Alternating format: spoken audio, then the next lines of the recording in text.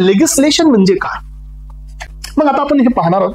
So legislation, yes. So as generally ह्या legislation मध्ये कोणत्या गोष्टी पाहिल्या पाहू आपण, हे पहा. The regulation generally includes the provision related to the manufacturing. मग हे लेजिस्लेशन कशाच्या रिलेटेड होतं? ड्रगची मॅन्युफॅक्चरिंग, ड्रगची इम्पोर्टिंग, ड्रगचं डिस्ट्रीब्युशन, ड्रगची मार्केटिंग, ड्रगची प्रिस्क्रायबिंग, ड्रगची लेबलिंग, डिस्पेन्सिंग अँड समटाइम ड्रगची प्राइसिंग.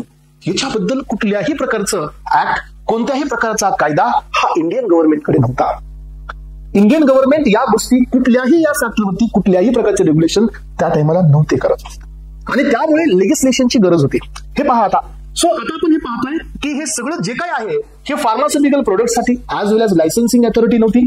सो इन्स्पेक्शन अथॉरिटी नव्हती आपल्याकडे. Controls of person and the facilities, कोणत्या फॅसिलिटीज पाहिजे running to the sufficient pharmacy, याच्याबद्दलची काहीही आयडिया त्या टाइमला नव्हती पेरेंट्स. आणि मेजर या सगळ्यांना कलेक्ट करून आपण 3 वर्डला रेग्युलेट करण्यासाठी हे लेजिस्लेशन बनवलं.